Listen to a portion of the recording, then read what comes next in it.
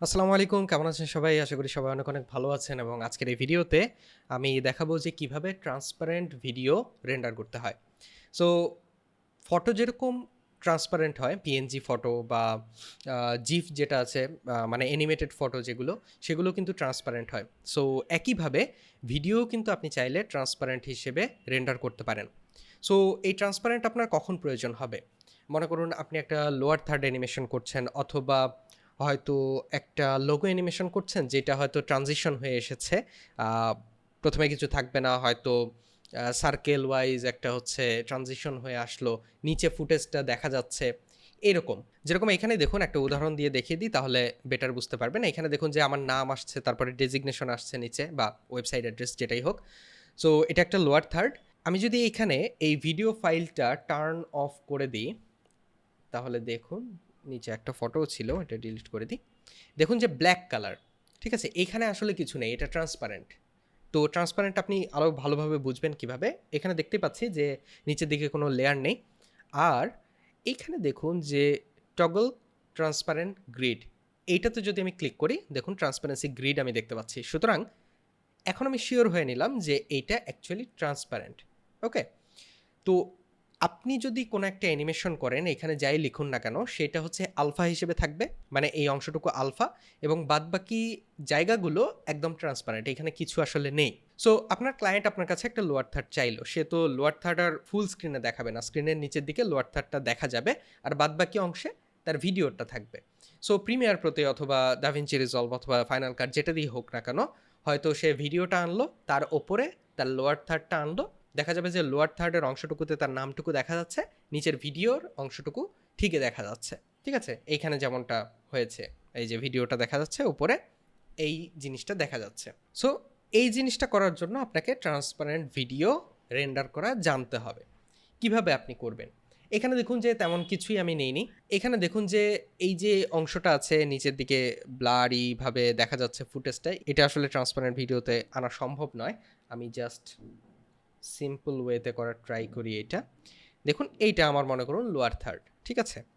এইটাকে আমরা রেন্ডার করব ট্রান্সপারেন্ট ভিডিও হিসেবে। আমি জাস্ট চারকোনা একটা শেপ লেয়ার নিয়েছি এখানে, তারপরে পজিশন প্রপার্টি বের করি, পজিশনে যে এই সাইডে নিয়েছি, একটা কি ফ্রেম করেছি, ইজি করেছি, এইটাই, তেমন কিছুই না।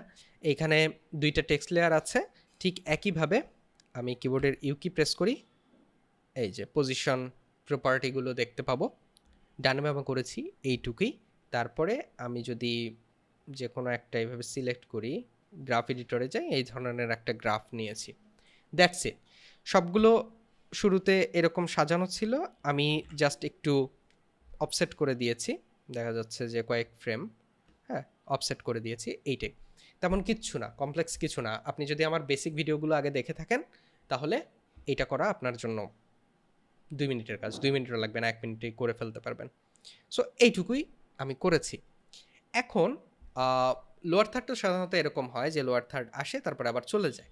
এইটা যদি করতে চান তাহলে কি করতে হবে? এই যে তিনটা লেয়ার আছে, এই তিনটা লেয়ারই সিলেক্ট করব, কমান্ড শিফট সি বা control shift C key press করব, তাহলে প্রি কম্পোজ উইন্ডো আসবে। অথবা আপনি লেয়ারগুলো সিলেক্ট করে রাইট বাটন ক্লিক করে প্রি কম্পোজে ক্লিক করব, আমি এটার নাম দিলাম অ্যানিমেশন, মুভ অল অ্যাট্রিবিউট এটা দেওয়া থাকবে, ওকে ক্লিক করব। তো একবার দেখে নিই, এই যে টেক্সটটা আসছে এই পর্যন্ত আসলো, আমি কমান্ড শিফট ডি কি প্রেস করব বা কন্ট্রোল শিফট ডি, তাহলে কেটে গেল, আগের বা পরের অংশটুকু জাস্ট ডিলিট করে দিব, তাহলে এই যে আসলো, তারপরে কেটে গেল। এইটাকে আবার ডুপ্লিকেট করব, কমান্ড ডি, তাহলে ডুপ্লিকেট হলো। এটাকে এই সাইডে আনলাম, এই সরাসরি আনবো একদম, একটু জুম করব টাইম লাইনটা, দেখে নিব যে একটা অংশ যেন ফাঁকা না থাকে একদম, মানে একটা ফ্রেমও যেন বাদ না থাকে, একটা ফ্রেমের সাথে আরেক ফ্রেম লাগানো থাকে যেন। ওকে। সো দেখুন যে প্রথমে আসলো, তারপরে ওইটাই আমি নিলাম ডুপ্লিকেট করে, এটাকে যদি রিভার্স করে দিই, উল্টা করে দিই, তাহলে কি হবে বুঝতেই পারছেন যে আসলে কি বলতে যাচ্ছি। এটাকে জাস্ট রিভার্স করে দিলে এইটা দেখুন যে এইখান থেকে এই অংশটা, হ্যাঁ, সো একই অংশ বারবার প্লে হচ্ছে, আসছে, আবার এইখানে আবার আসছে। সো এটাকে রাইট বাটন ক্লিক করে টাইমে যাব, টাইম রিভার্স লেয়ার এটাতে ক্লিক করব, তাহলে যেটা হলো এটাই জাস্ট উল্টা হবে। ঠিক আছে, দেখুন আসলো, তারপর চলে গেল। সো একটু দ্রুত হচ্ছে, এটাকে আমি কিছুটা সময় দেব, এটাকে সাইডে নিয়ে যাব, 4 সেকেন্ড 15 ফ্রেম, এইটাকে এই পর্যন্ত নিয়ে গেলাম। এটাতে এমন কোনো ইফেক্ট নেই যে ওভারল্যাপ করলে প্রবলেম আছে। সো আমি একটু জুম ইন করি, দেখুন একটা ফ্রেম ওভারল্যাপ হয়েছে, প্রবলেম নেই। বুঝতে পেরেছেন তো যে ফ্রেমের বাহির থেকে ভেতরে আসছে, এটাকে আবার ডুপ্লিকেট করেছি। সো ভেতর থেকে বাহিরে যাওয়া লাগবে, ফ্রেমের ভেতর থেকে বাহিরে। সো এটাকে জাস্ট রিভার্স করে দিলাম। তো এখন এই পর্যায়ে আছে আমার অ্যানিমেশনটা। বাদবাকি যে লেয়ারগুলো আছে আমি অফ করে দেবো। এখন জাস্ট আমার অ্যানিমেশনটা থাকলো 4 সেকেন্ড 15 ফ্রেম টোটাল। এইটাকে আমি রেন্ডার করব। একবার সেভ করে নিলাম, করার পরে কম্পোজিশনে যাব, অ্যাড টু রেন্ডার কিউ। অবশ্যই রেন্ডারের ভিডিওগুলো দেখে থাকলে বুঝবেন যে কম্পোজিশনটা সিলেক্ট থাকা লাগবে, তারপরে এখানে ব্লু যে বর্ডারটা আছে সেটা থাকা লাগবে। এখন কম্পোজিশনে গিয়ে অ্যাড টু রেন্ডার কিউ দিলে রেন্ডার কিউয়ে চলে আসলো। আমি এই যে হাই কোয়ালিটি লেখা আছে এইটাতে সিলেক্ট করব। এইখানে গিয়ে ফরম্যাটে কুইক টাইম দেওয়া থাকবে, এইখানে ফরম্যাট অপশনস যেটা আছে এইখানে গিয়ে আমি অ্যানিমেশনে সিলেক্ট করে দেব, জাস্ট ওকে ক্লিক করব। এবং এখানে দেখুন চ্যানেলস RGB আছে, রেড গ্রিন ব্লু আছে। এটার সাথে আরেকটা ইনফরমেশন আমার প্রয়োজন, আলফা। কিছুক্ষণ আগে আলফার কথা বললাম, যে আলফা নির্ধারণ করে যে এই জায়গায় কিছু আছে কি নেই, এইটা। তো আমি যদি এখানে RGB প্লাস আলফা দিয়ে দেই এবং বাদবাকি যে সেটিংসগুলো আছে আমি টার্ন অফ করে দিলাম, অডিওর ট্র্যাকে আমার প্রয়োজন নেই, এখানে জাস্ট ওকে ক্লিক করি। এখন যদি এইটা রেন্ডার করি আমার ডেস্কটপে, আমি রেন্ডারে ক্লিক করলাম, রেন্ডার হয়ে গেল। এখন এই ফাইলটা আমি আনবো, এই যে এখানে নিয়ে চলে আসলাম, আমি নতুন একটা কম্পোজিশনে নিলাম ফাইলটা। দেখুন যে এইটা একটা ভিডিও ফাইল, বাট পেছন দিকে ট্রান্সপারেন্ট। আমি যদি এটা চেক করার জন্য একটা ভিডিও ফাইল নিচে আনি, এই যে দেখুন ভিডিও নিচে দেখা যাচ্ছে, ওপরেও একটা ভিডিও ফাইল, নিচেও ভিডিও ফাইল, নিচের ভিডিও ফাইলটা দেখা যাচ্ছে ওপরের ভিডিও ফাইল থাকা সত্ত্বেও।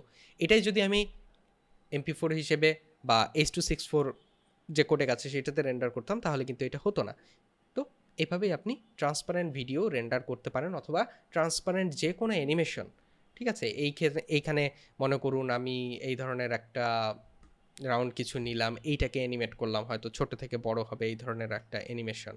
এই যে এরকম অ্যানিমেশন হচ্ছে, এইখানে হয়তো একটা লোগো আছে, লোগো অ্যানিমেশন।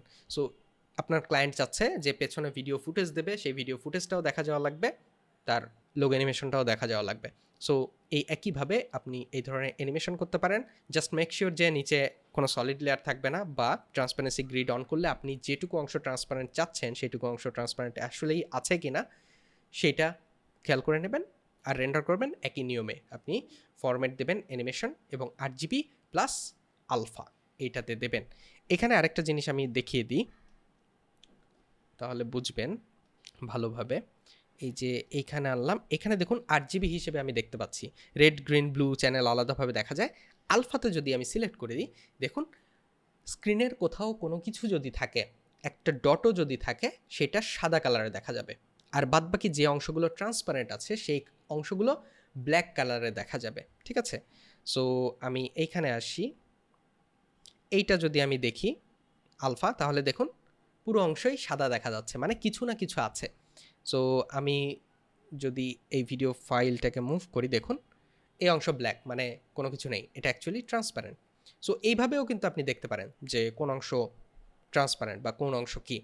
সো আলফা মানে তো বুঝলেন যে যে অংশ সাদা সেই অংশে কিছু না কিছু আছে, যে অংশ কালো সেই অংশে কিছুই নেই। ঠিক আছে, সেই অংশটা ট্রান্সপারেন্ট। সো আপনার ভিডিও RGB প্লাস আলফাতে রেন্ডার দেবেন, শুধু আলফাতে দেবেন না, শুধু আলফাতে দিলে এই যে ব্ল্যাক অ্যান্ড হোয়াইট একটা ইমেজ আসবে। সো আশা করি এই ভিডিওটা আপনাদের জন্য উপকারে আসবে। নেক্সট ভিডিওতে আপনাদের সাথে আবার দেখা হবে, কথা হবে। সে পর্যন্ত সবাই ভালো থাকবেন এবং সুস্থ থাকবেন। আল্লাহ হাফেজ।